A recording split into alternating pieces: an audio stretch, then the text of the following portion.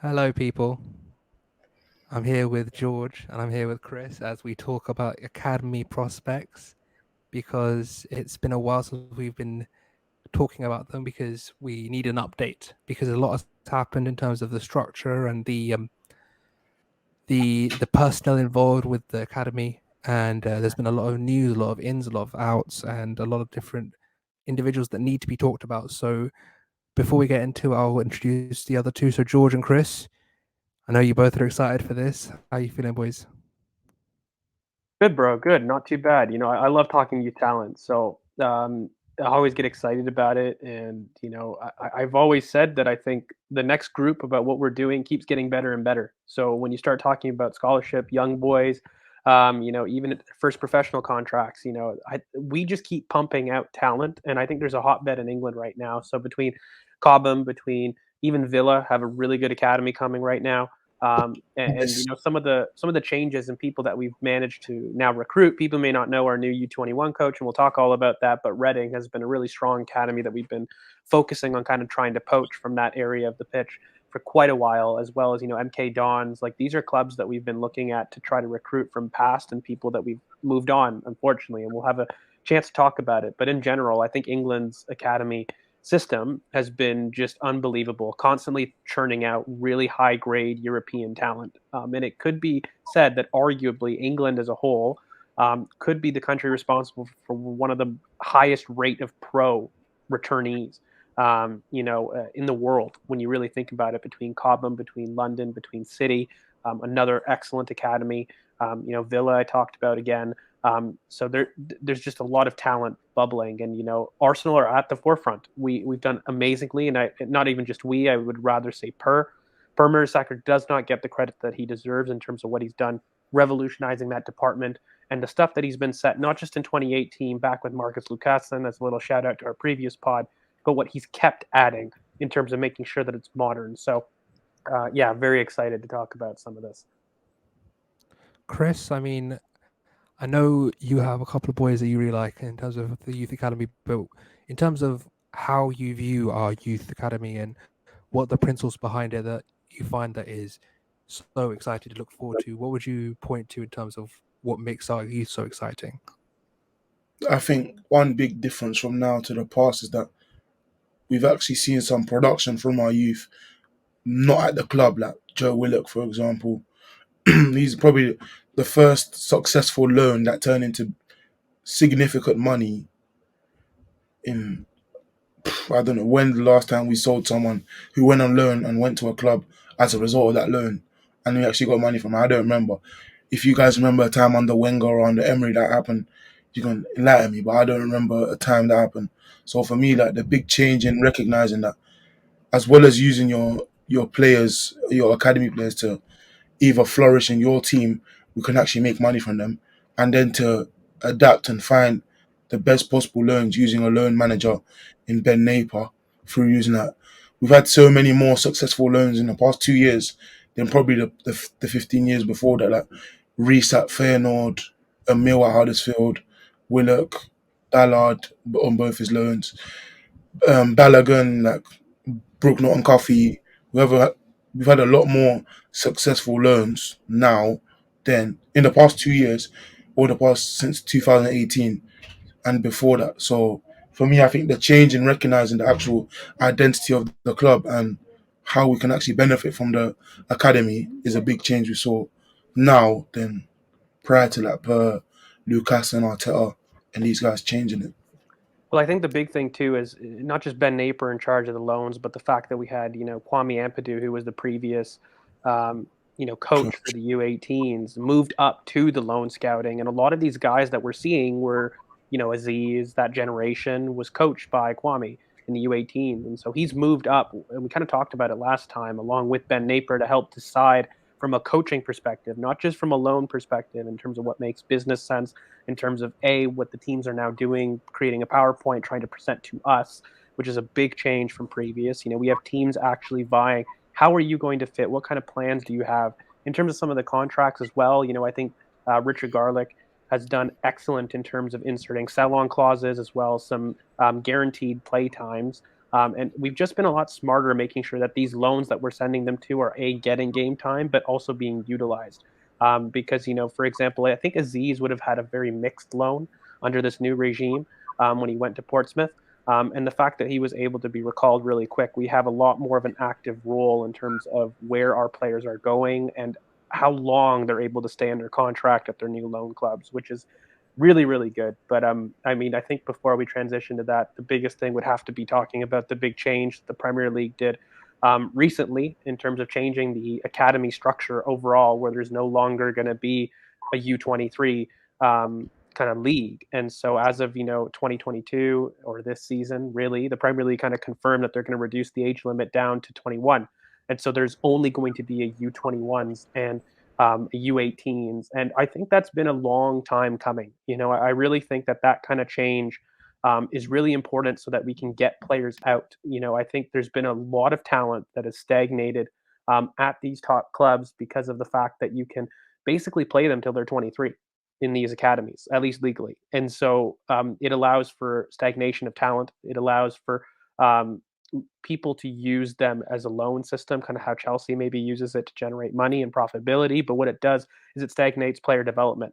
And so I think by lowering the age range, what you're doing is you're forcing decisions to be made a lot earlier, and you're forcing talent to basically get abroad or be shuffled along, and that you're not going to really get lost in the pack. And that's a pretty big change that has happened, as well as there's been some new regulations that talk about what clubs can register from the U9s, and in terms of what can basically come in to the kind of domestic leagues. I think in terms of entry ages for places like Bayern Munich or in the Bundesliga, I think their entry ages have been typically U11s, and a lot of teams have been kind of getting rid of the U9 and the U10 age groups. But at least in terms of England, there's been a couple new rules for that initial foundation phase. So the U9 to the U12s is what they call the foundation phases. And it's just to kind of mitigate risks in terms of professionalism and even, child identity, because I know everyone laughs, but there's a very famous kind of article about Lino Sousa, who is that one lad that Per had recruited back very, very early days, a younger lad who was a Nigerian, and everyone's saying that we have the new Messi, but these kind of rules about where you can recruit and who you can recruit from are really, really specific. And I think the Premier League just kind of gave a big thing that school day releases won't be permitted for those in those age groups, and you have to have approval with a sign on in terms of player circumstances with club, but also they have to be registered within this academy approval phase with the with the uh, with the EPL. And so this was kind of a new change that they just got announced in June. And if you had any questions about that, you could probably go on the Training Guru website. They really explain it really quite well. Yeah, U9 is the entry age so far. They haven't, like Germany, upped it to U11. But right now, the Premier League kind of recognizes the U9 age groups all the way up to the U21. And that's been kind of the biggest English academy ladder change recently.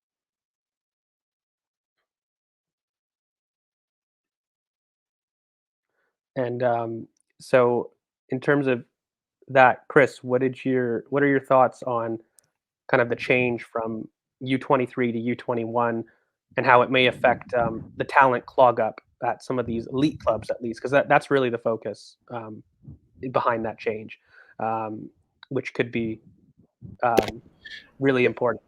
Yeah, I think it's beneficial because, like, for example, we've had certain players that slowly waste a lot of time being in U23 because until you're 23, because I feel like by the time you're 23, there's so many players now. Like Rashford, by the time he hit 22, had over 100 great games. Same as Mount, 100 games. Gallagher now is what, 23. He's played 60 plus Premier League games. So all this, and that's minor. There's so many, like Trent. There's so many players now that hit 23 and have already hit the Premier League 100 club.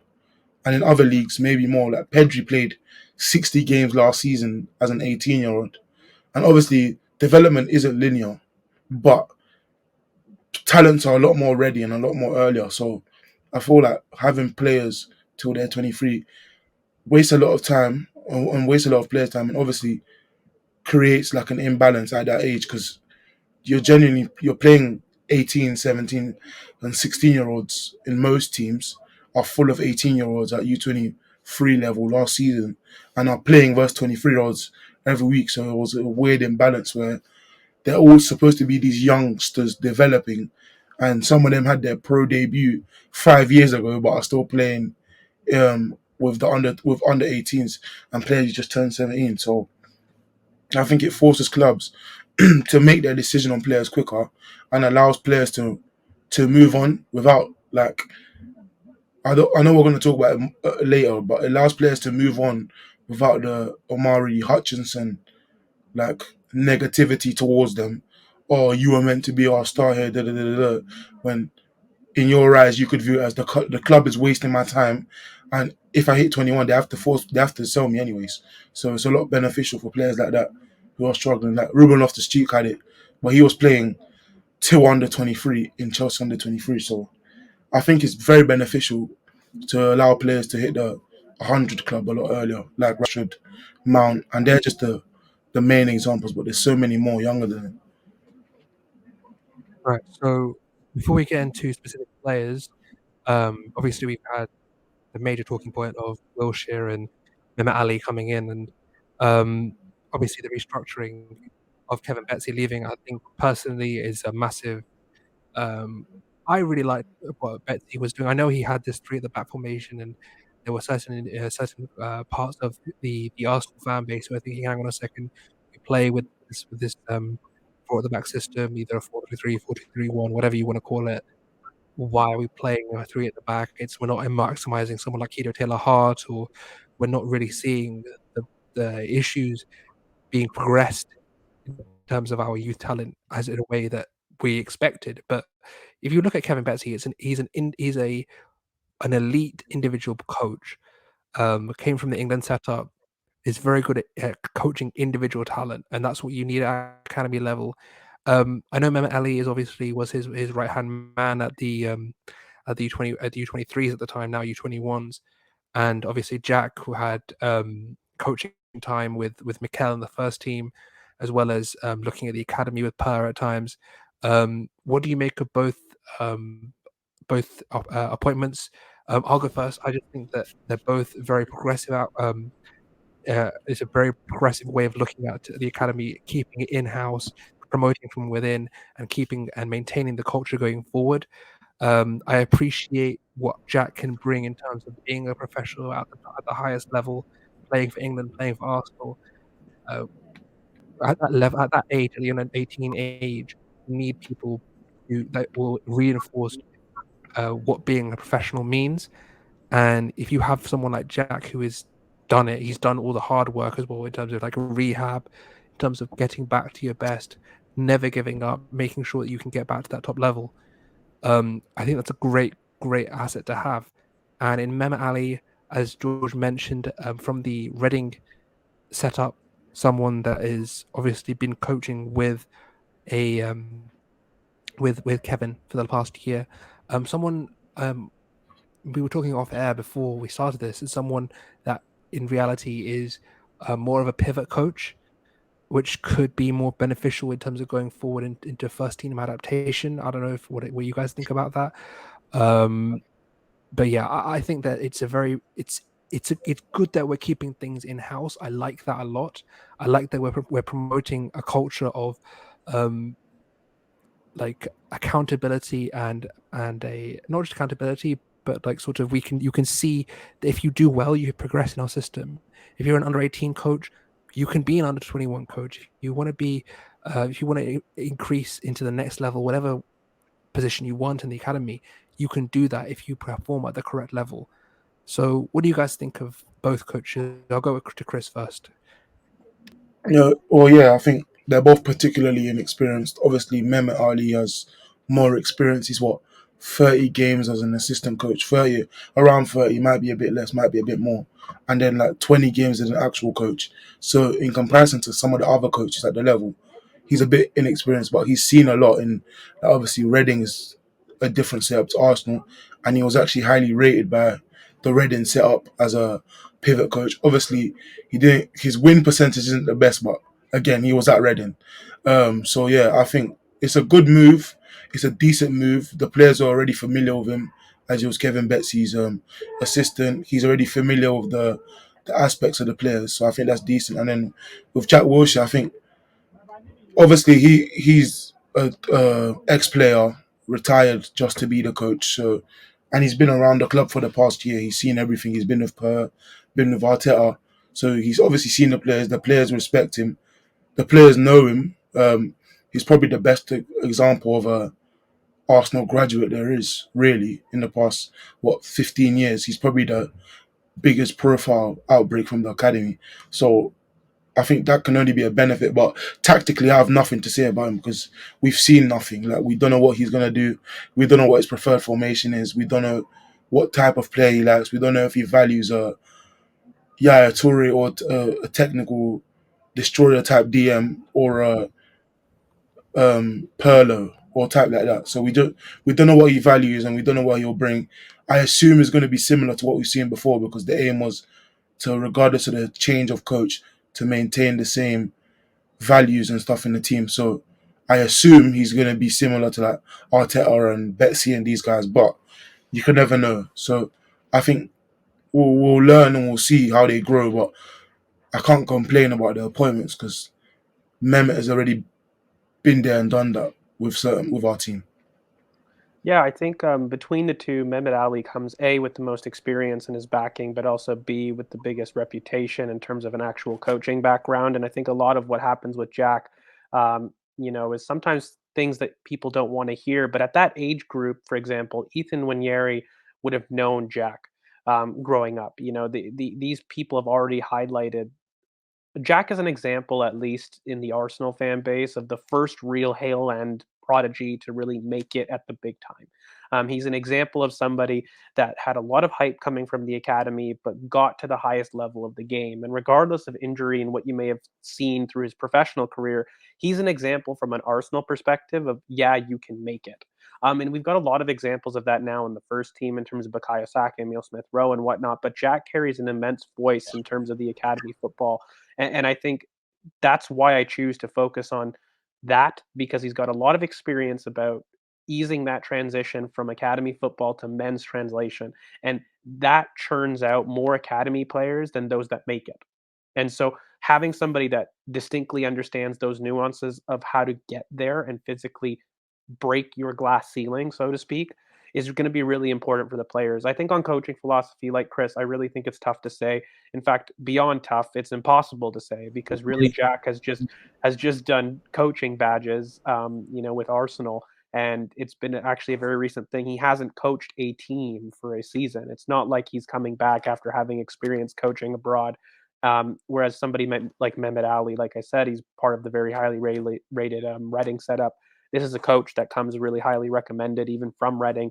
And I think the idea was to actually put Mehmet in the, U23 setup long term. I mean, that was the idea with Per.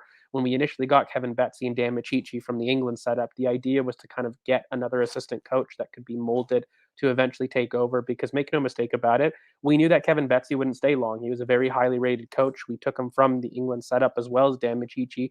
And together they've gone off to go and really do another opportunity, which I'm kind of focusing on choosing this as a very good point with the academy where we can churn out not just youngsters but coaches.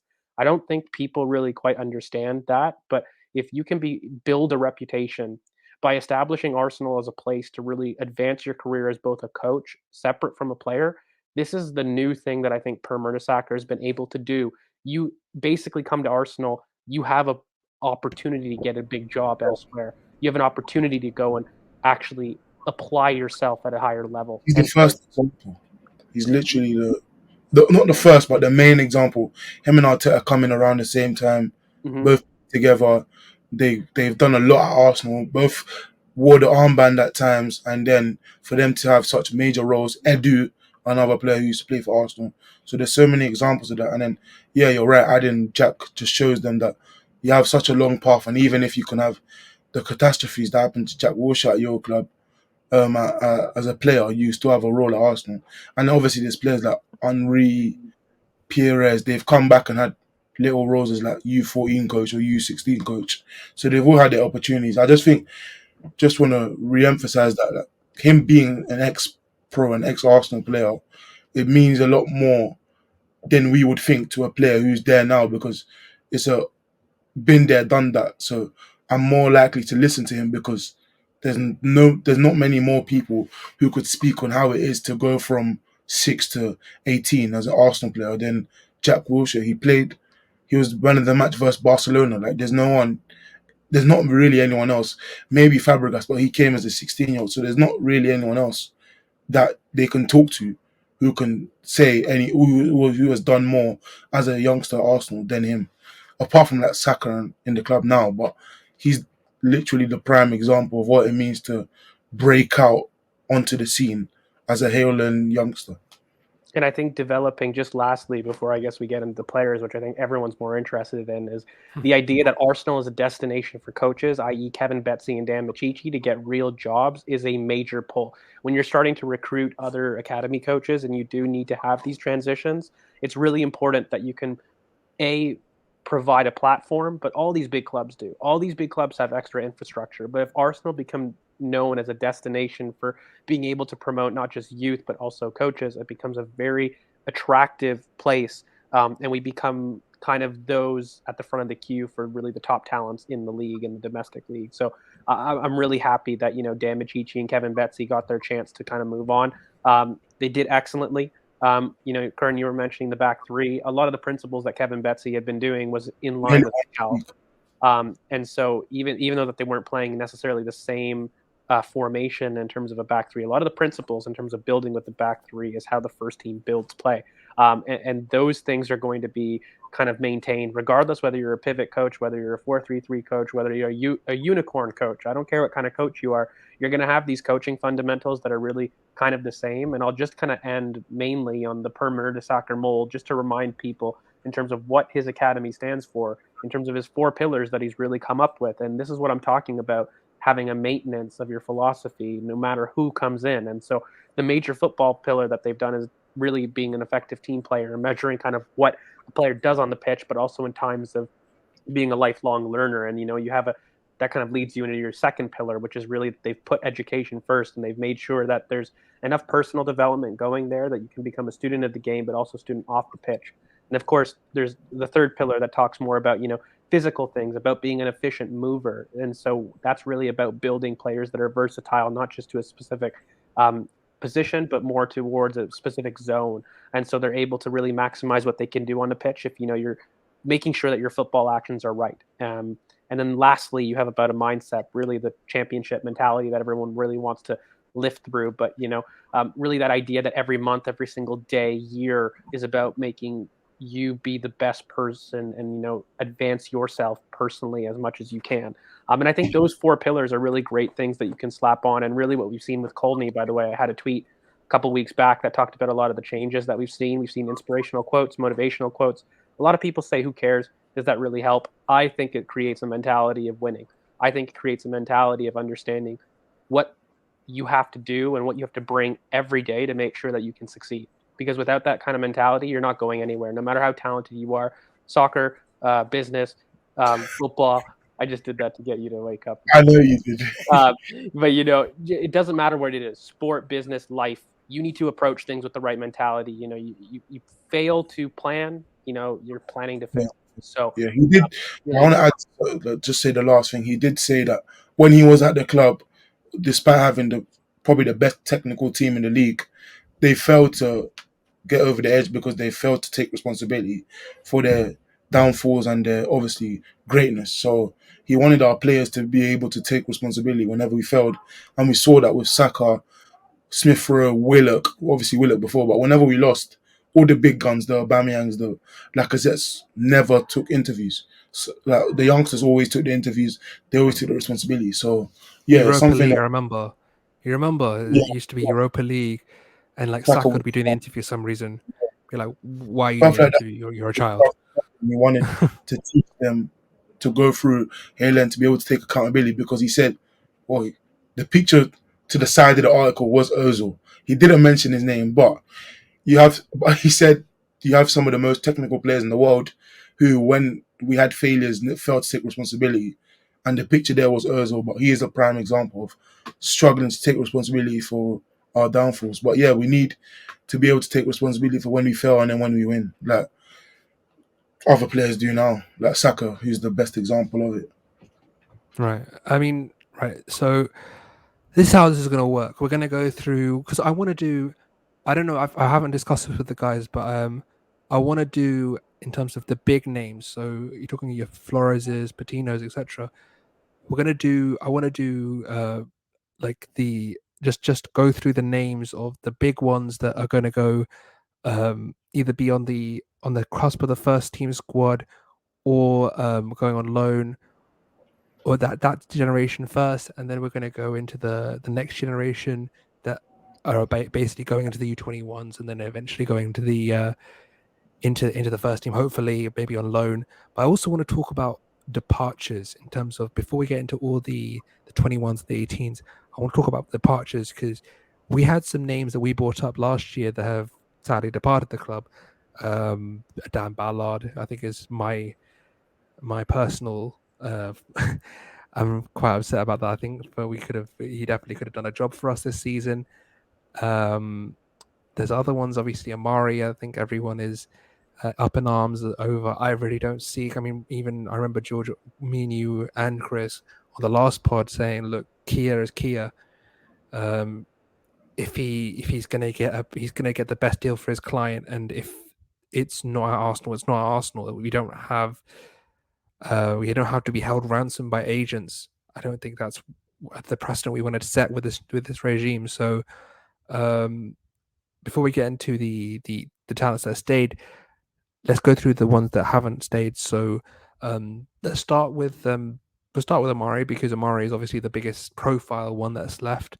What did you make of Omari, and what did you make of the reaction, and what do you want to say about Omari, guys?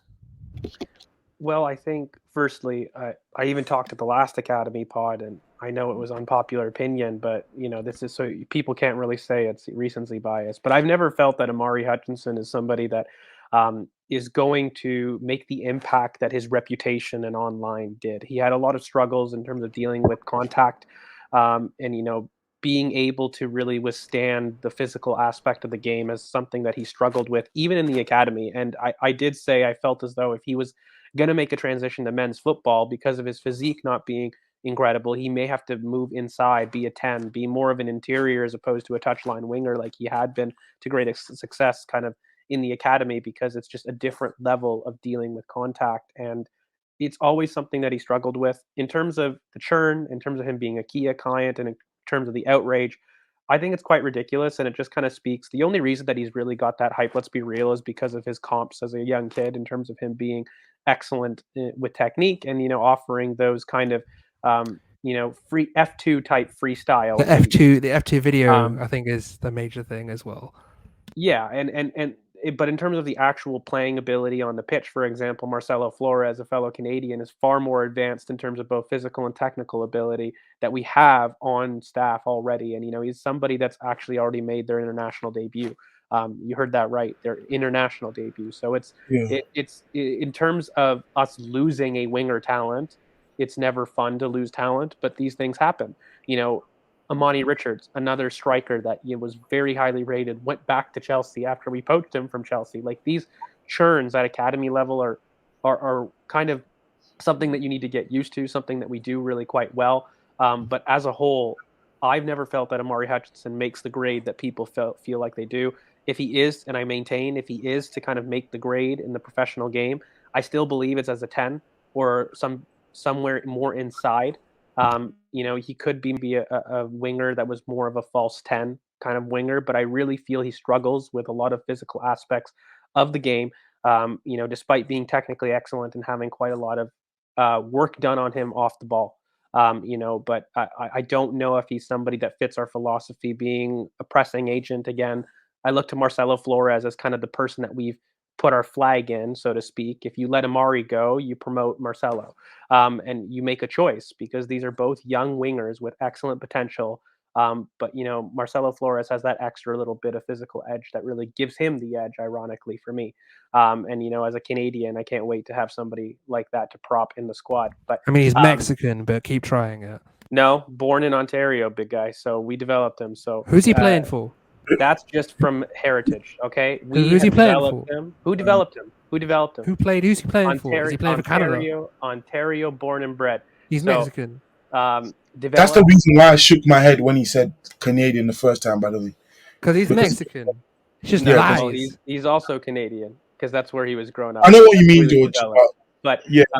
Anyways, that's another topic. But I think we've made a choice fundamentally, to get back to the point of the pod, between Omari, Flores, and when you get a winger, you basically make a choice about who you want to import into the first team. And a lot of these guys have these conversations. And so for me, I've never felt that Omari Hutchinson was worth somebody going. And when we kind of recruited Marquinhos, I said from the very beginning, that's your Omari replacement right there.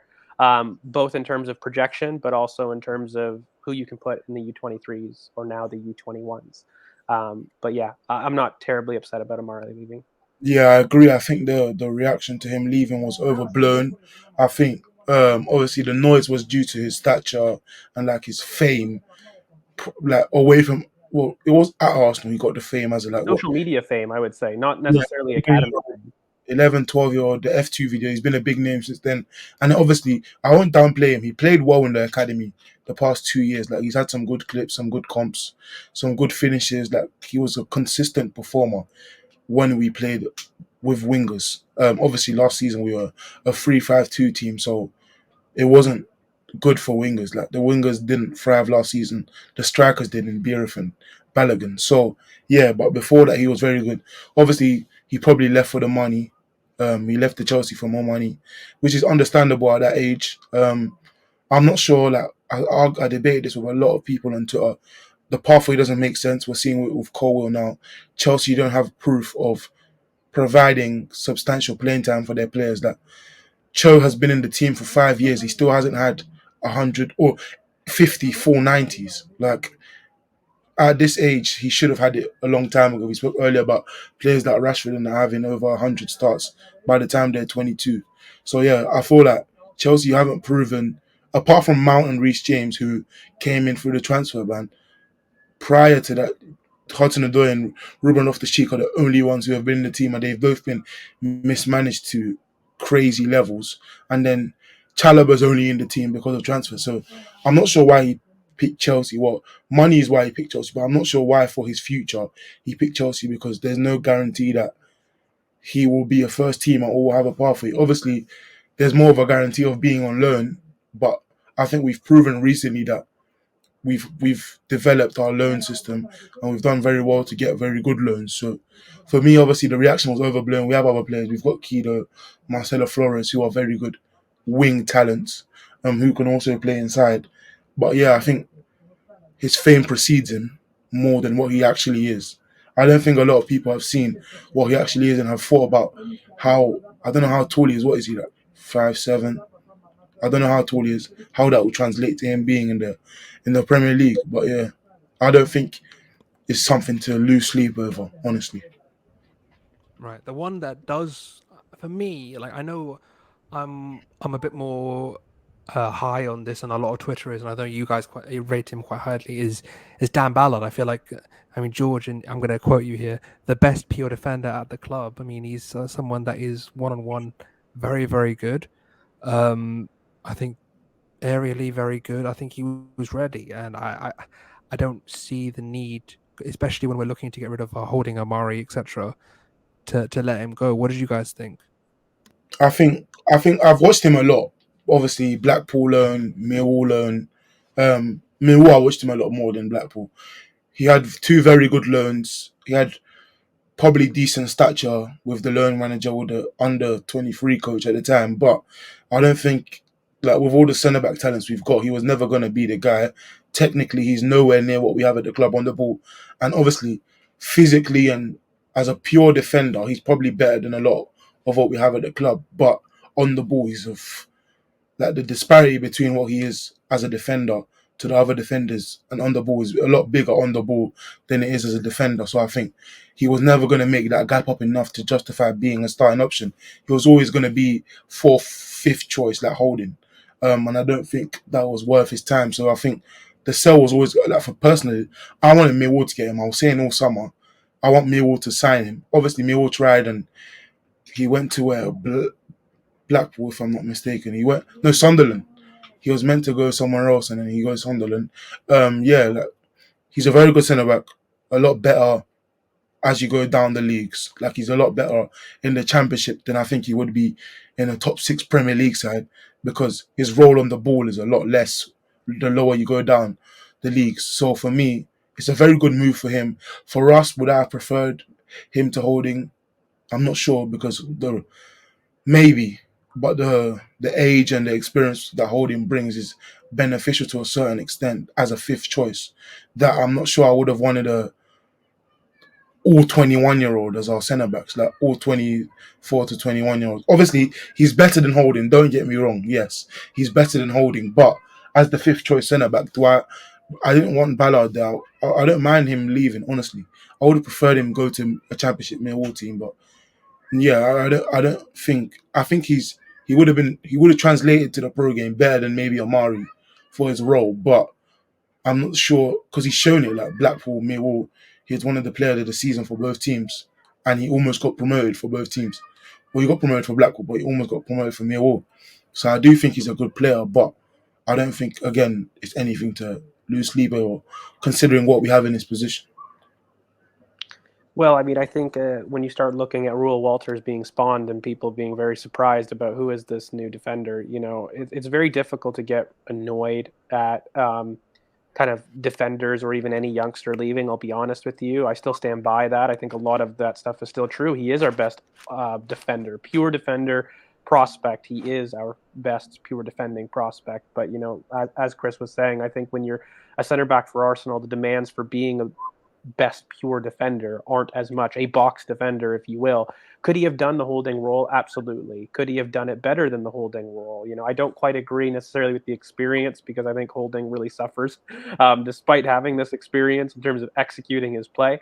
But could we have used it? Yes. Was that the best for Daniel Ballard's career? No, absolutely not. Could he advance with Sunderland and get a bigger stature in the game, as opposed to being fifth choice center back for Arsenal? 1,000%. So for me, it made all the sense in the world for him individually to leave. But it's definitely a talent that I'm upset to lose, because he's a great defender and he's a great character as well. He's got excellent leadership ability, and even in terms of He's another international.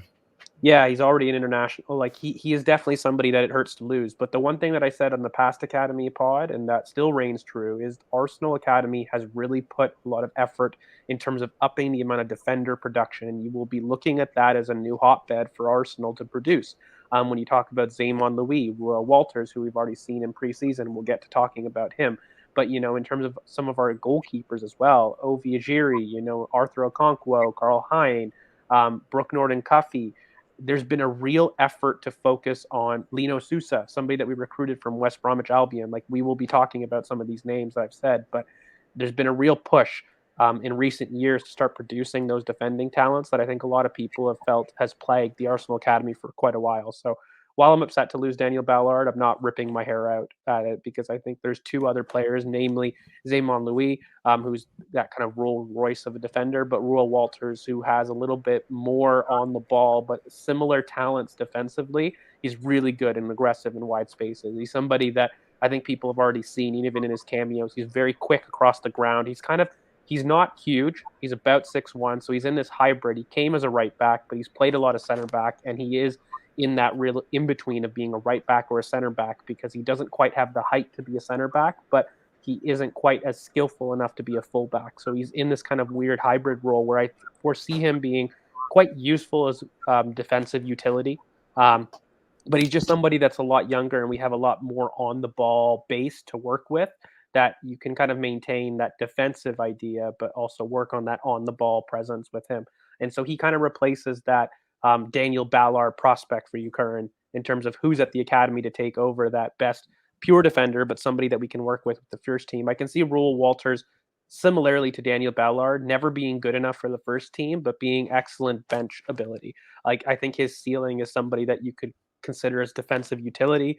I don't know if he's got enough on the ball to really make it as a center back, or enough height to really make it as a starting center back for top six. But I don't think he's got enough technique to be a very reliable right back option. If anything, he'll be quite inverted. But unlike Tomiyasu, he's not 2-footed, and unlike Tomiyasu, he doesn't have that passing range that he does. I think what he really has right now is excellent 1v1 defending and his ability to cover space. Like, you've already seen it. His ability to be really vertical across the pitch is excellent. He's really aggressive, and he makes the right decisions. He's never rushed by the occasion. And so those things are very important. But again, I would probably say that, Ruel Walters or Zaymon Louis are center backs that the academy is producing that I would probably place in higher stead with a higher ceiling that you could look towards to actually making it, whether it's here at Arsenal, but at a Premier League level. Right. So, I mean, there's a lot more in terms of outgoings, but I think those two are the ones I wanted to speak about. In terms of loans, because before we move on to the Salah Eddines, the BNCs, Patinos, etc., I wanted to talk about some of the loans that have happened, and the way we're going to do this, because I do want to make sure this isn't too long, is each one of us will mention one loan that we're especially excited about, and that way we can cover as many players as possible. For me, I think it's Biereth. I think Biereth going to I can never remember his name. What is the name of that Walwick. club he's gone to? Walwick. Thank you. He's already bossing it. He's already scoring in preseason for fun. I think he's someone 6'2", young. Really, he's got that sort of like that nine mindset. Like, I have to get goals. Like, he's got that mindset of like goals. That's it. That's what I need to do. I don't care about anything else. I don't care about off the field. I just need goals. And he has that ability just to poach goals. He's got that frame as well. He's dominant, 6'2", I think he is now. The ability to drop deep. He's not just an out and out poacher. He does participate in build up. I think he's someone that will really, really benefit from being on loan. I think that's a massive, massive deal in terms of our recruitment going forward, because I know a lot of us, including me, have said that we need a centre forward we need the 90 to 100 goals that Mikel has been talking about. And in the future, that is someone who will be able to participate. I think he is someone that will be first team standard in due time. Obviously, we need to develop him properly, and I have faith in the likes of Ben Napper, finding him loans, maybe one, if not two loans, to really, really make sure that he is that top standard that we need. What do you guys think? I mean, I'll go to Chris first. A major loan. My favourite loan, or far man. Yeah, it might be Biereth as well, but obviously I'll speak about John Jules. I think John Jules will be an interesting one. He hasn't been fully fit in a long time. Obviously, he was probably the highest rated striker at the club a couple years ago. He was even more high rated than Balogun, even Eddie at the time. So yeah, he was very highly rated until he's been very injured. Obviously, back to Ipswich, back in the lower leagues, back getting used to being physically matched up against these like towering centre backs, these pillars. It will be. Hopefully, he can stay fully fit for a full season. Finally, if that does happen, I think we'll see a lot of talent. Obviously, I think he's a very versatile forward, right wing, left wing, striker, cam, very good dribbler. He prefers to dribble a lot more than pass, I think. He's able to drop deep. He's able to operate in the half spaces. I think he's a very good talent, but he just hasn't been fit. And then on Biereth, I think another very good striker talent who showed that he's very versatile in what he can do. Obviously, he came to us last year, very good ball striking. He had a very good partnership with Balogun, and he's just showing. Hopefully, he can continue to score goals in whatever league he's in. I hope he doesn't get injured like other players have, and he can just come back and then continue to improve. Maybe go on even to a better team, because I feel like loans are very beneficial, and we've seen Chelsea do it, and it just allows your players to become Prem ready or whatever league they're going to ready a lot sooner whenever you do want to bed them into the team. So yeah, I think it's very beneficial that or hopefully they stay fit when they do go, wherever they're going. Ipswich for John Jules and Warwick for Biereth. Yeah, really quickly, I've talked about Biereth in the past, even in the past Academy pod, and what makes Biereth so unique is I've likened him to Eduardo, which people might be too young to remember, but also if you're old enough like me and Curran, you know what Eduardo could have been. And people may look at Biereth and assume, with his physique, why would you choose Eduardo? But this is a guy with every single finish in the book who has excellent box movement. When Chris is talking about his partnership with Ballard, Biereth typically wasn't really the one receiving, ironically, despite his size and his frame. He was the one latching on to chances, really running the channels. He is a striker with the physique, but doesn't know how to use it quite yet. And so that's what makes him a really unique prospect, because once he's able to tie that stuff together, you get a very potent goal scoring machine. Because right now he's kind of ironically in that Eduardo kind of diminutive forward role in terms of how great his finishing is and what his finishing tool bag is. But he is a 6'1" striker, and that becomes very, very dangerous if he's able to know how to throw his weight around, and that will come. I think his loan, I'll be honest with you right now, it's more about building stature than maybe what builds on his weaknesses. If anything, it's about just maximizing his goal and his status in the game, because I think where he's at, he won't fix a lot of his weaknesses, which he does have, and those are physical.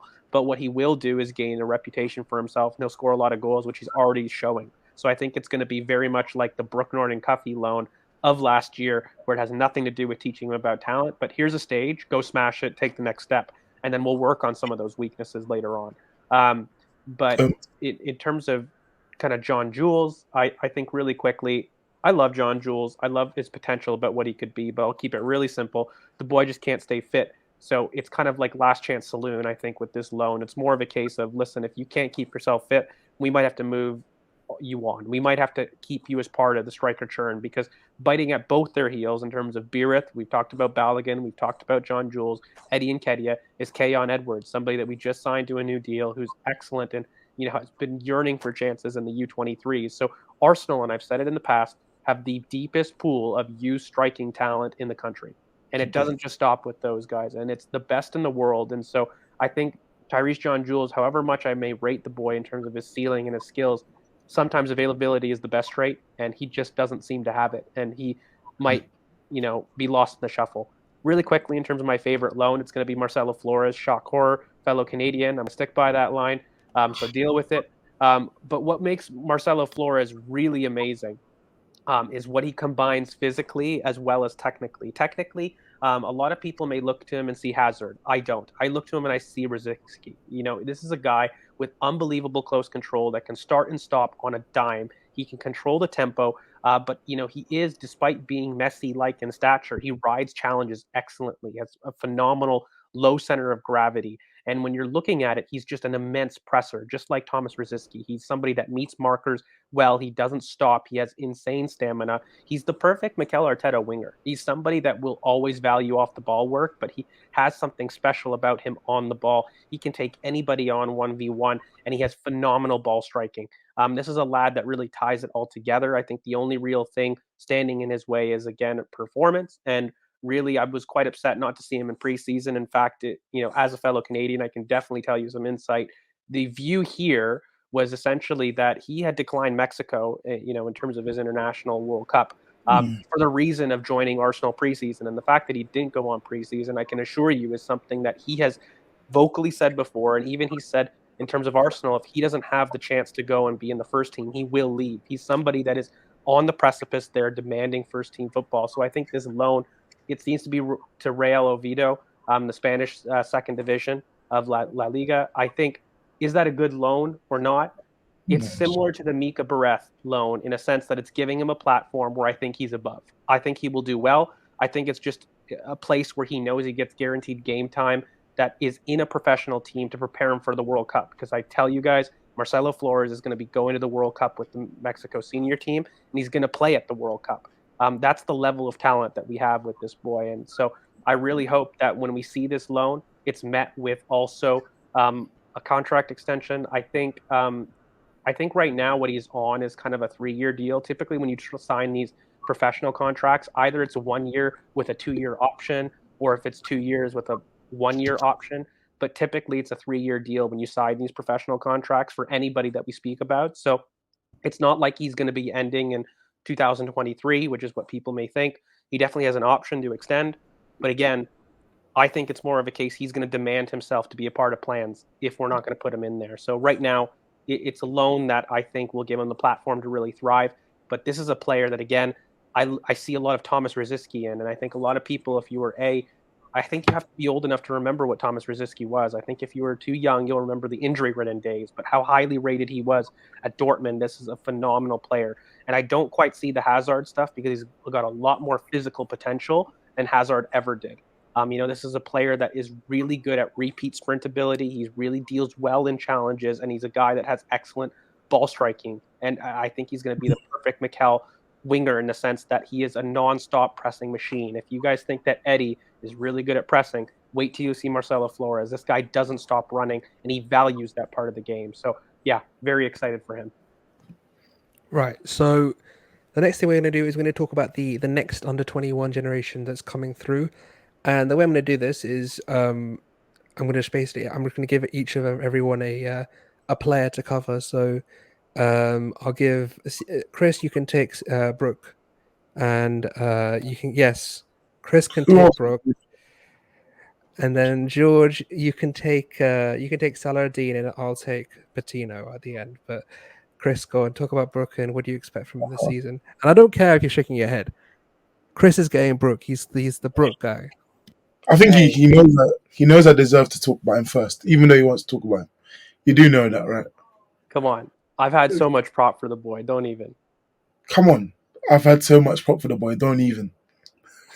Even. All right, fair. Go ahead. Anyways, yeah. I'm a nice guy. I'm Canadian. See, we're going through this nice thing. Yeah, Brooke. I think he's a super talent in every sense of the word. I think he's probably one of the best right back talents that will come out of this country. Obviously, we have two of the best 10 right backs in the world already, and I think he'll be joining the other two at the top.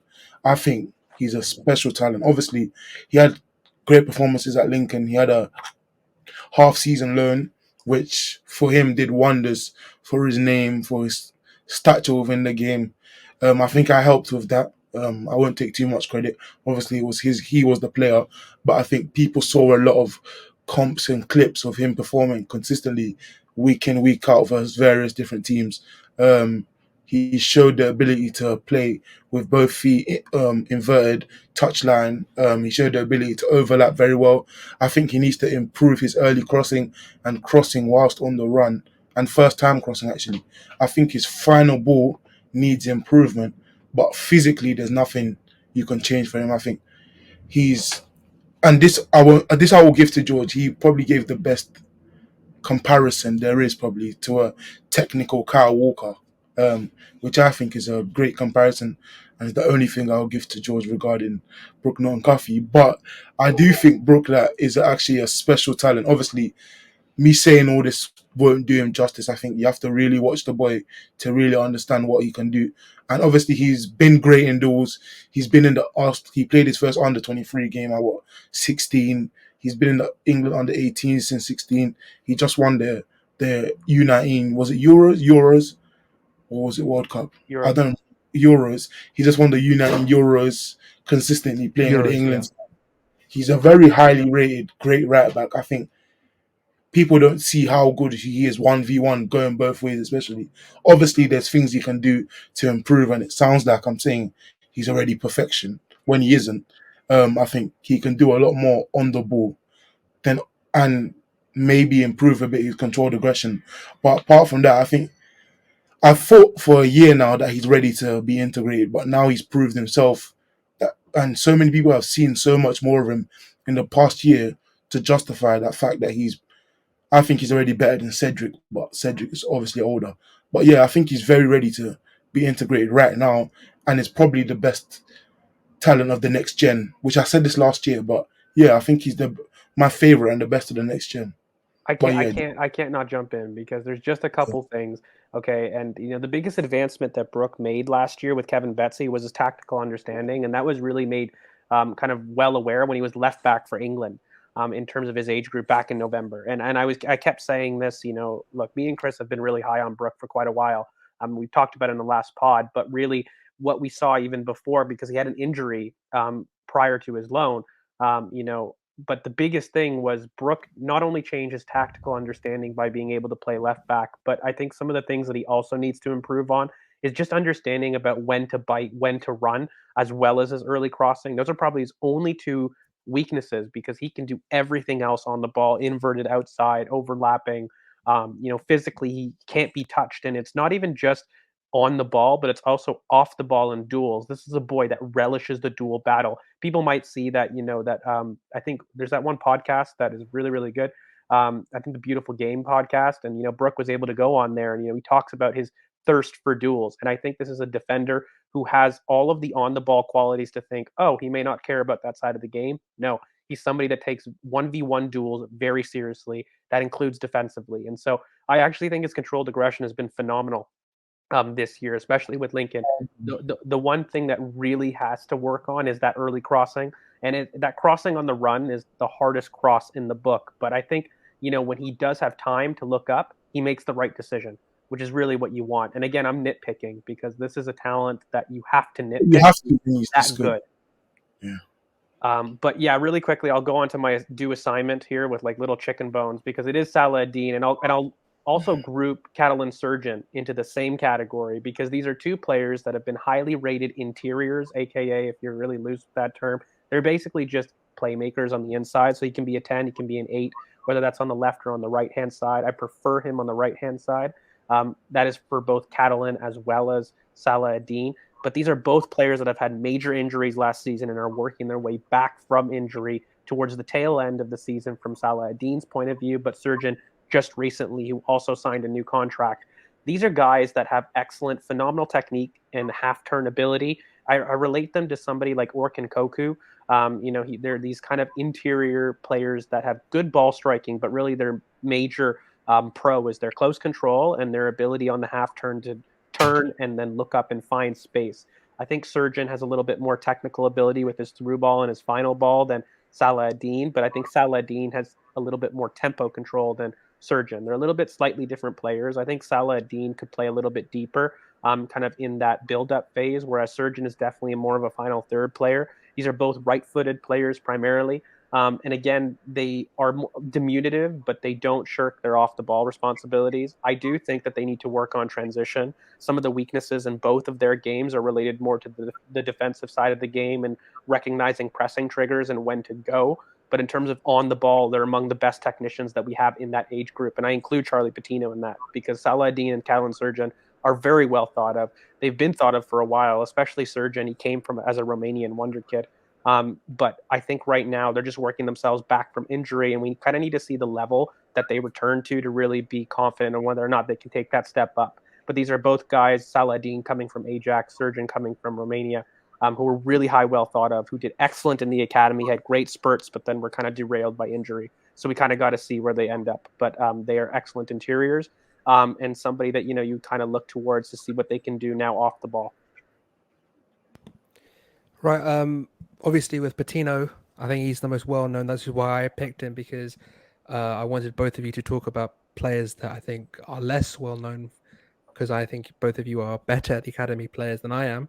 But in terms of Patino, I reckon that if you look at Patino and you look at what his potential is, he's got this ability on the half turn to be so quick and dynamic, the ability to be playing that more deep lying playmaker role, advance in the final third, the ability to run plays in that second phase, the ability just to pass both short and long.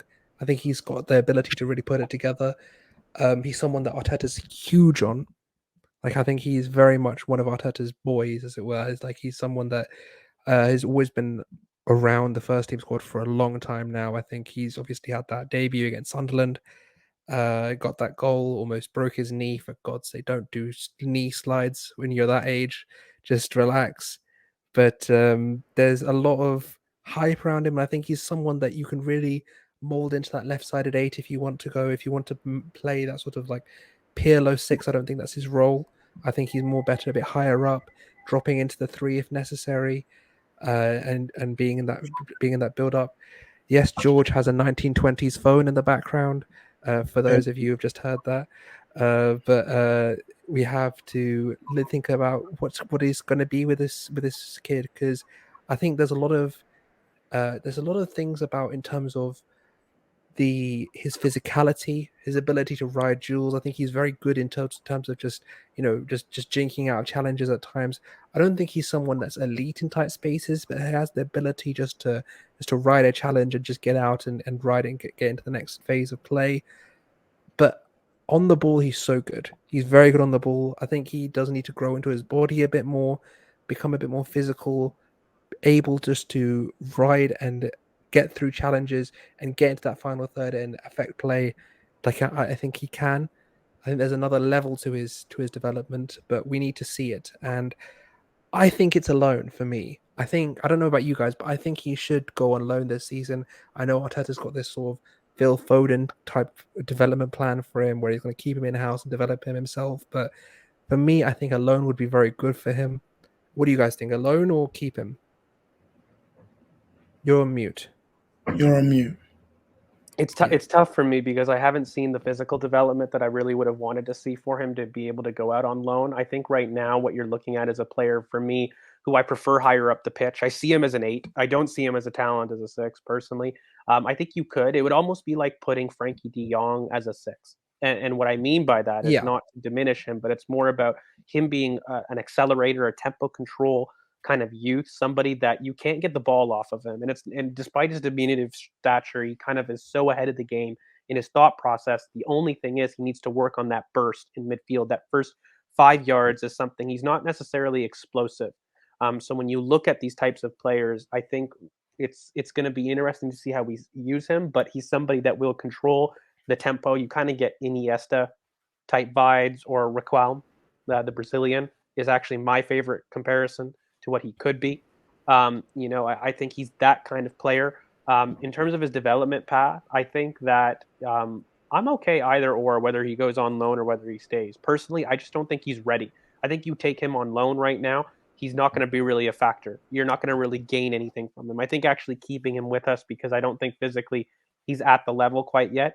And you give him the odd cup game is actually better for his tactical development, because we're going to be using him in a very specific way. And he's one of those special players that I think, regardless if he was to go out on loan right now, you wouldn't learn much about him. Really, the only things that you need from him are physical, and you're waiting for that as just youth. You're not waiting for that in terms of learning a skill that he can do abroad, or making sure that he gets a platform to speak. He's got a huge platform. People have been yelling about Charlie Patino for years. So I think in terms of going out on loan, I just don't know what he'd gain from it personally, because I think technically you can't teach the kid anything. And I think from a platform perspective, he's already got the platform. He's Charlie Patino. He's the face of the academy at this point. So the biggest thing for me is probably to keep him, to basically work him into the rotation slowly in terms of cup games and maybe early Europa League games, and then maybe reassess in January if we don't see a major time place for him, which is very likely. We can reassess a loan maybe in January, but I don't see a loan very useful from the get-go with him. I can't see the similar thing with Brooke. I think, look, everyone knows, I think, on the channel how we feel about Cedric, and how I just feel like he's just not at the level required to start or fill in for Premier League games. I would give Brooke the Europa League minutes and reassess in January, see if he's at the level that we can use to have as a Premier League backup. If not, then send him out on loan if he's not getting minutes. But I don't think that sending Brooke out on loan right now is good for Arsenal. I think that he needs to stay, because I think we have minutes for him. I think there are definitely minutes for him to succeed. But I do want to cover a couple of other players, because we are running out of time. But there is obviously the under 18s. But before we move on to the under 18s, there is I think a good way to junction that off into is Lino Sousa. I think someone that is we bought in from West Brom. I think is correct. Yeah. West Brom. I think we bought him in January. A very talented left back prospect. I think someone that is very highly rated at the club and around England. Both of you, Lino Sousa, what are your thoughts on him? I love him. I've been screaming about Lino Sousa for quite a while because I thought it was quite a steal that we got him from West Brom. And it was, because he was probably their best academy prospect. This is a guy that's inverted fullback in terms of profile that you're looking at. Incredibly skillful. Somebody that's got basically any cross in the book. But he's also somebody that's really quick to his marker, and he has an ability to kind of function similar to Zinchenko in the way of, yes, he's an inverted fullback, but he's capable of being touchline if you ask him to be. It's not as though he's only inverted fullback and that's the only profile that he can be. He's somebody that's very flexible in terms of where he could be. But he's also somebody that I think needs a little bit more work off the ball. He's still only 17, I believe. So, there is a little bit of physical transformation that's required with him. But technically, he's phenomenal, and he really is a very smart defender. He's somebody that you're not going to see. Okay, so Brooke is a little bit more of that monster physically, whereas Sousa would be your technical fullback. He sees the game from a technical perspective.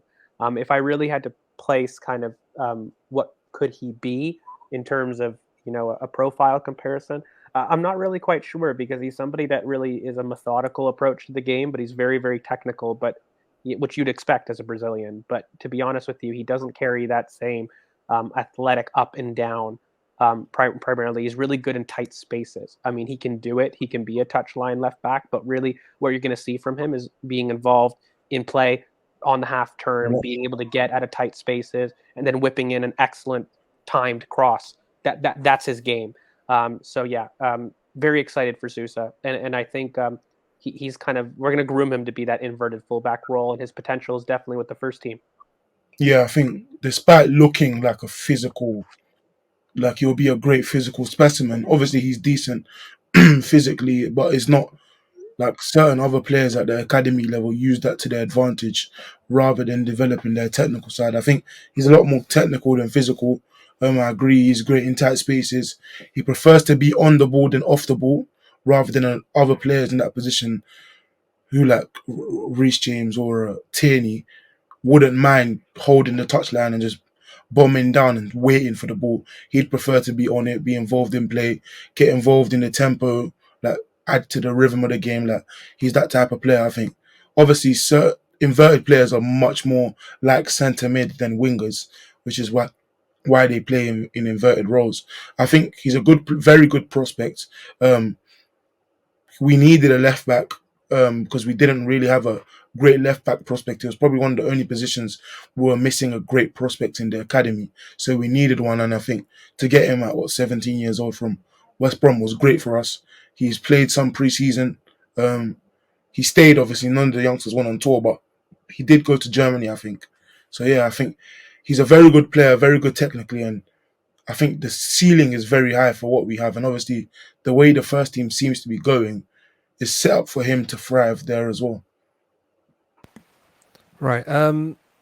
I agree totally with Sousa. I think he's a great talent in terms of an inverted fullback, and definitely very highly rated across England. I think when we bought him, I remember the three of us having a conversation offline, well, not offline, off stream, about the pickup, and I think that it's a very, very interesting move. I think we need someone to get that role down. I think obviously Zinchenko being brought in, haven't been confirmed yet, but that is going to be the kind of role that we're going to need from the next generation of fullback at the club. But yeah, I want to talk about the under 18s, and honestly, these two are the ones that know about the under 18s. I'm not the only one I know is Cozier-Duberry. I'm not exactly the biggest under 18s guy, but these two are. So I'm going to give you a couple of players.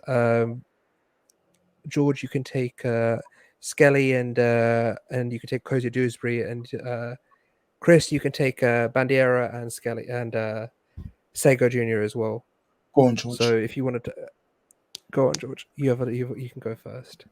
Yeah, so I think Myles. I'll talk about Myles Lewis-Skelly first, and he's probably more of the unknown. Maybe not a lot of people will tell him. He's the youngest, along with Ethan Nwaneri, in that U18 group, who is phenomenal. He's one of the most highly rated kind of prospect.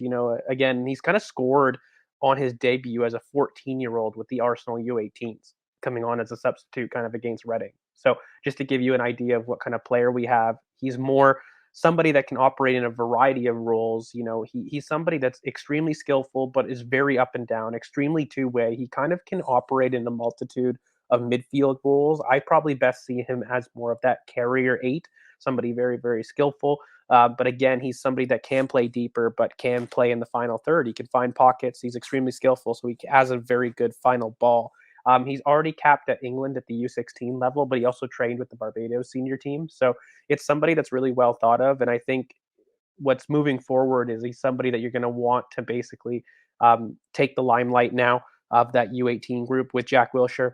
Probably work with Ethan Nwaneri, who is going to be the main attacking midfielder for that group, and play maybe a little bit deeper, more in a box-to-box role. That's something that I see him doing really, really well. And then I think finally the biggest player that I probably kept saying in this group is, Amario Cozier-Duberry. I think this is a guy, for me at least, that I've been really excited about. I think he is unbelievable with the ball, a left-footed attacking midfielder or a winger. I prefer him more as a winger. And I definitely see him as Saka deputy fully fledged.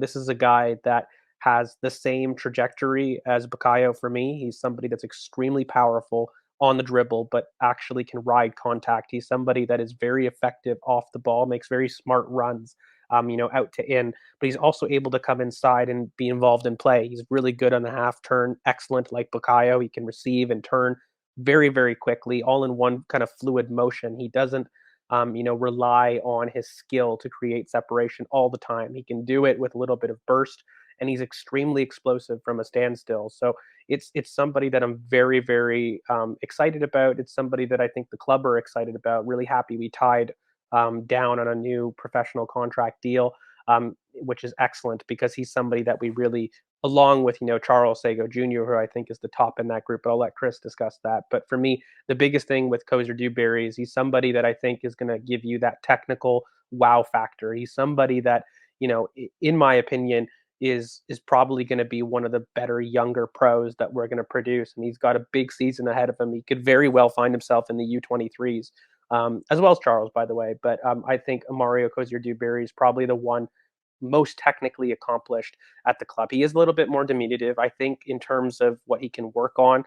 He's definitely a skillful player, but I think he can work on off the ball areas. I think he's not the greatest pressing. I don't think he's the greatest two-way either. He needs to gain a little bit more of an appreciation for duels. He's very good himself with keeping the ball and attacking, but the other way in terms of being diligent 1v1 and making sure he's in his block is something that he needs to really work on in the future. But this is a boy I'm really, really excited about, and I do predict really big things for him.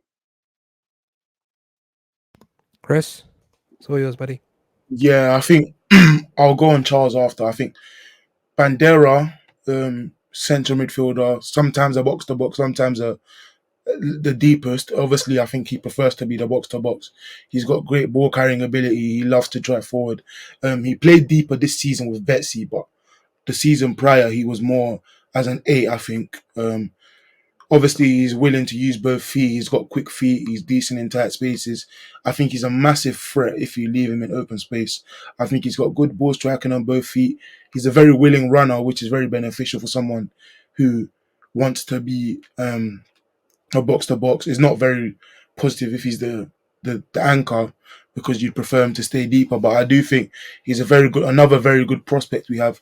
He's very different to the Patino and Aziz because they're a lot more prevalent on the ball. They want to be involved in the tempo, and he can do that. But I think he's a lot better higher up. I think he can be a very good presser. He's very good at meeting his man. He's very willing to meet his man. He's got a very good 5-yard burst. Let me use a George Staple. And I just think he's a very physically present player who really knows how to put himself about, but doesn't lack a lot technically. And obviously he's not as technical as Patino or someone like that. But I think he's a very good prospect and a very good box-to-box projected future. Like, he has a very good projection, I think. And obviously Charles Sagoe Jr. is probably one of, if not the best of the U18s. Very great ball striking on both feet, able to play both wings. He's got good combination play. He can hold off defenders, which at his size is unusual. I think obviously, as the season went on, he got more and more used. Sometimes played. I think he made his U23. Definitely made his U23 debut last season. At U18s, he scored a lot of goals and got assists. I think he's a great talent. Obviously, he hasn't always been at Arsenal, but I think for the future, he'll be a very good talent. Obviously, he's another reason why I didn't lose too much sleep over Omari, because he's another player who can play on both wings. Isn't anywhere near as one-footed as Amari. He's very good on both feet, great ball striking, great movement, and he's shown the ability to be able to ghost that back post, which we know um, Saka has started to develop it a bit recently. Obviously, he scored that goal versus Everton, but the ability to peel off the defender at the back post is very beneficial, especially when you're that size. So yeah, I think he's another great talent, and obviously Bandeira is another very good one as well. But I think Sagoe Jr.'s ball striking and ability to use both feet, especially in tight spaces, makes him probably the best of the bunch. I actually see him All right. best more centrally. And just really quickly, I don't know where you see him best, Chris. Like I know you talked about him being a winger, but he's been really influential for the U18s when he's been down the middle. Because, like you said, for his side, he's not the tallest, but he has an ability to hold on to the ball. He's extremely secure technically, even in contact, and he spins people really well. For me, with his ball striking, you get that boy as close to goal as possible, and for me, that's central striking. He may not be this huge player, but I really see him having a future down the middle. I don't know about you. I'm not sure. Well, I think he could have a future down the middle. I just think he can do all three. I think he'll always be able to do all three because I think out wide his combination play allows him to escape the pressure, despite not always being faster than the winger because he is fast, which is why I agree maybe he'd be better centrally. But I do think until he's 23, 22, we won't know what the manager wants him to be, left wing, right wing, striker. But I do think, obviously, striker's where he gets the goals, where he's allowed to, for that low center of gravity, he can shift it left, shift it right, and put in the bottom corner consistently. So it's a very good trait to have the ball striking on both feet. Like if you watch him, you'll see left footed, right footed. He can do both. Like he's very good, man. He's a lot more versatile than, say, an Amario Cozier-Duberry. I think those two are the most technically gifted of the bunch. I think Amario is very set right wing. He's a left-footed right winger. And, he can play left wing in the same way that a Bukayo can, but I don't think he's as smart as maybe Charles. I think Charles can really be anywhere across that plug and place, that front line. I think Amario is very set. He knows his position. He knows his best position. He's not going to move from his best position. But yeah, no, I agree with you. I think U18 is very fluid. And that's the last thing I'll say, that despite all of these projections that we have with all of these players and how great we've talked about them, ultimately they're at the U18 level for a reason. And a lot can happen between now and their U23 debut and eventually their senior debut. And we saw they're not all Saka. Some of them are also, Benekafobi. Some of them are also, Akpom. So it's really Some of them, yeah, and Ketia, and when he's 22, could get a pro contract just waiting. But yeah, like with Saka, we saw him left wing the whole time from 6 to 18. We saw him as a left wing, and now he's a top 3, top 2, I think top 2 right winger in the Prem. So yeah, it's just we can't be 100% sure on what he will be. But as of right now, he's a fluid attacker who can play striker, left wing, right wing, like Gabriel Jesus, like Nketiah, like Martinelli. But I'd say those are the top 5 prospects at the level right now that you're looking to be really excited about. Both of you sure about that? Yeah, Ethan Nwaneri is probably the only one, but I mean, are you going to talk about him? And Khayon is younger than them, I think. Khayon's older. Khayon's at is the one and he's trying to be the number one man at U23. Well, U21, I guess now, but yeah, no. I mean, the only issue I have with Khayon is tight spaces. Like apart from everything, he's got everything: link up, play, height, pace, ability to sniff out a goal. It's just if he could work on his ability to get out of tight spaces a bit more, I think that's his one weakness for me. I mean, what do you guys think? That's the last thing we're going to talk about. I think luckily for him, everyone's going on loan. Well, not everyone. But Biereth loan, Molo loan, John Jules loan, Balogun first team, and Ketia first team. They cleared the deck very purposefully for him. Yeah, paired it with his contract extension. Yes, it's like you're the number one man. This is your year. You're fighting for it last year. Obviously, Biereth was top scorer. Balogun was close, so like he wasn't going to get the chance last year. Everyone's on loan now or promoted, so it's essentially your year to shine, your chance to take it. Like, do you deserve to be here? And do you deserve for us to invest in him in the future? That's what I really think this year is about for him. Because the other ones will have to bridge the gap, and he bridged it last year. So yeah, I think it's What do you guys think his strengths and weaknesses are? Because for me, that's his one main weakness. I think if he can work on his ability when he's in contact and when he needs to get out of a tight space, I think that's his major weakness. But apart from that, link up play very underrated. I think he was good at running the channels. I think he's a good ball striker. I think he's got a lot of what you need. I just feel like when he gets into contact, he gets in a bit of a muddle. I just feel like he doesn't get out of it as well as other players do. He can do better in tight spaces, maybe, but he's a physical bullet. Like, make no mistake Yeah. about him. Like, what you're Oh, getting is 100%. you're getting a complete 9. You're somebody that you can't shake him off the ball. In terms of channel running, he's phenomenal. Like, you can basically see what Eddie turned into now physically is what Khayon is displaying at those youth levels. Like, he's much more of a physical striker that runs the channels. He has strong finishing with both feet.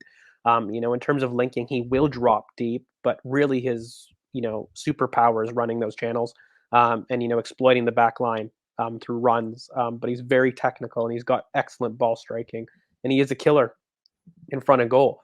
I think if anything, the big things is probably pressing tactically, and his ability in tight spaces is less about.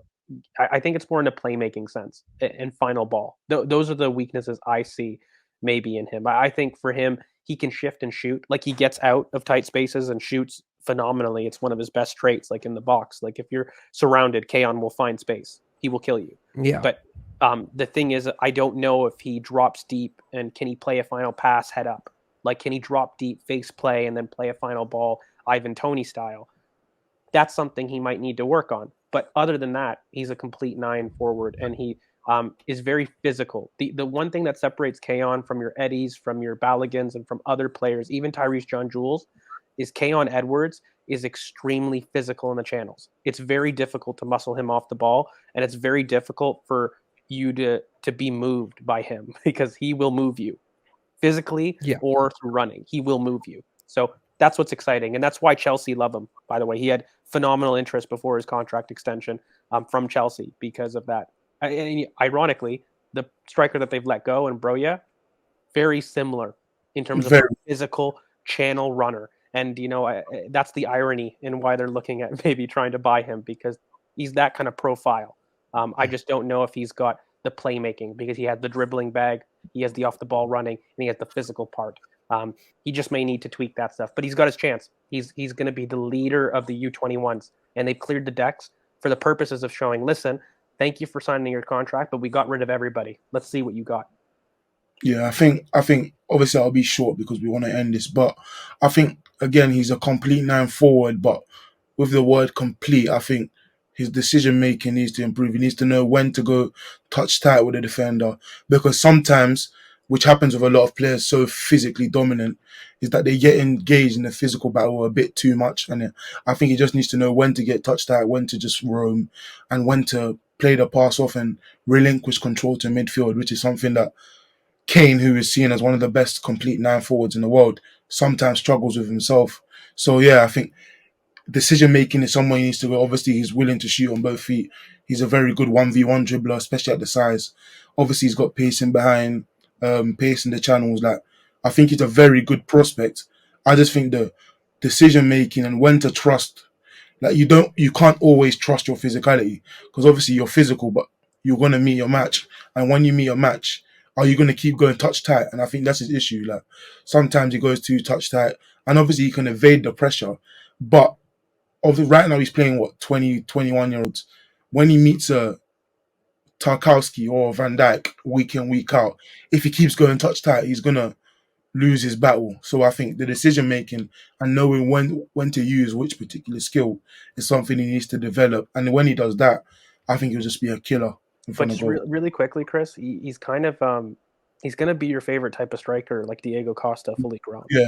He's a bit nasty, like in terms of what kind of a player. Like, he will leave one on you. He's extremely physical, and I think what you said is very important, that he has to learn those technical skills, because right now he's overpowered everybody as an age group, and he's gone higher and higher because he's been just incredibly physical. I just think, actually, ironically, technically, and that playmaking side is the only thing that he needs. But he's going to be that Diego Costa, that Armando Broya type, a physical, nasty channel runner. which is exciting. It's actually my type of subjective. It's different. It's different to what we have. Different. Yeah, for sure. It's different to Biereth. It's different to, Balogun even. Like, it is a different type of player. Yeah, very beneficial, I think. Right. Last thing, I'm just going to ask for, out of all the players we talked to or players we haven't talked about, if there's one player that you would want to, if you want anyone to sort of that hasn't heard about them, or someone that you really think that is going under the radar, that isn't Brooke, both of you. I'm not having both of you. Okay. I think For Flores. me, I'll go yeah, Flores. Flores, I think it's a good shout, George. I know this is George's guy, but Flores, I think, because you're the only one that spoke about him, George. So I do think he has great combination play, great burst, great ball striking, great celebrations. He's risky. He always does a flip. Every single time he scores, he always does a flip. Every time. Great ball striking, left foot, right foot, he can put in the top corner. I think the Hazard comparison comes from being able to ride challenges from players that if you look at them, he shouldn't be able to touch them. Like when Hazard made Coquelin just bounce off his body, that just shouldn't happen for someone that side, which is where I think the Hazard-Messi comparison comes from. But I think he's more of you can't call him more dynamic than Hazard, but I just think he's just more. Well, he's got greater PNP. You absolutely, more of a powerful player. That's why I say Rosicky without the injuries and much more reliable. But I say Rosicky because he's technically like that. And he off the ball a lot more prevalent than a Hazard and Messi. Pressing. Obviously, he hasn't grabbed the warrant of being able to do that, but I don't think he'll ever even want to walk around the pitch all the time, because we saw versus Tottenham in the most recent game where him and Biereth pressing absolutely killed Tottenham's back line. Despite the rest of our team not performing well, those two alone just were enough to kill off Tottenham. So, yeah, I think he's very underrated just because despite him being probably playing at the highest level of all of our academy ballers, they just have had bigger names. Omari, Balogun, these guys have had bigger, Aziz, Patino. They've had bigger names in the Arsenal world that he's gone underrated. And obviously the loan, wherever he goes, Real or Viedo or wherever he's going to go, will be good for him. And I think he just wants the platform. What I think is him and his dad are doing is to give him the platform where he can't be denied. Obviously, everyone watches Mexico, but then you say he plays against the CONCACAF teams. But when he goes to Spain and plays well, you can't deny him anymore. It's the same thing as Brooke. He went to Lincoln. He was one of their best players. You can't deny him anymore. And if you do deny him, he'll go somewhere where he's accepted, which is what I think this season is about for him. So, yeah, I do think he's a great prospect. Canadian, Mexican, whatever he is. He's half and half. Mexican. He's half and half. His mom's Canadian, his dad's Mexican. So, yeah, I think wherever he goes, he'll warrant the talk he'll get. Like Brooke, it took time, but Brooke is now talked about as most right-back prospects in the world. And I think Flores will get that same talk back come the end of the season. Well, I think it's because of the World Cup. I'll be honest with you, he goes. A big reason why he's wanted this loan is so that he can guarantee a spot on the plane playing adult football. And they will. Like, Mexico loves him, and he'll go to the World Cup. I won't double down on Chris, even though he stole my boy. But I'll give you another one. It's Lino Sousa. We talked about him. He had his own spotlight, but it's somebody that I really believe very, very highly on. Came only in January 2022, by the way, from West Brom. He hasn't been here long. He's made a huge impression. I think he is probably my surprise pick of that outlook. People that aren't talked about as highly because it is an inverted fullback and we just recruited one. I really think he's going to be huge. And my U18 pick is going to be Cozier-Duberry. I've said he's my favorite of that bunch. I think Charles deserves the top two, but for me, in that U18 bunch, Cozier-Duberry has something else. He has that special sauce. He has that extra tech that for me is just too good to deny. And it was very close between him and Nwaneri. I think that's another one that we didn't quite highlight, but it's a name to keep in the back of your minds. Very talented attacking midfielder, which is skillful beyond belief. But yeah, those are my picks. Before we do go, I'm just going to give one that I like. I know, look, these guys next to me, these guys are my academy guys. I ask them all the time about what prospects you do keep up. I know you guys know the youth inside out, so these are my opportunity to just relax and let these two take the helm for a bit. But for me, if I'm looking at a prospect that I really like, I'm going to say Salah Eddine. I think that I think I remember last year we talked about him, and there were Nasri type situations going on, and we were talking like he's got that ability, one-on-one, going in and out, making sure, just dropping deep, dropping into spaces. He's just so good. And if there's someone that I feel like can break in, and if you're looking at the Europa League group stage games, that I would love to see him get a chance, it would be Salah Eddine. I think he's someone that really can benefit from being in the Europa League this season. But on that note, we're gonna call it. I think it's been 1 hour and a half of fun. So I'll just say thank you to both the guys. Thank you all in the comments and those who are watching as well. Appreciate it. And I'll let George do his robot thing so we can leave. Go on, mate. Thanks so much, guys. Hope you guys enjoyed this little Academy pod. It was long coming, but make sure you like, comment, subscribe, hit that bell for notifications to know when we do upload. You can find all the boys on their socials, myself at George V. Oh, God. George V _ AFC. Chris, mate, where can they find you? CK Football. There we go. And Kern, mate, where can they find you, Kern? He's got it. He's got it. Find me here. Kern BoP. There you go. BoP. You know, I just want to give them a chance to talk because we like those sign-offs. But anyways, guys, thank you so much for sticking with us. We hope you guys learned some new things about the Academy. Please maybe comment some questions if you guys want us to talk about them. Maybe in other videos we can go a little bit more in depth. This was just a really big, long blurb. But we hope you guys enjoy it. And we've got a lot more of content for you guys coming. So thanks again. Let us know how we can improve and make sure you guys run that like button up because we're looking to increase engagement. So hope you guys enjoy. Thank you so much, and we will be signing off.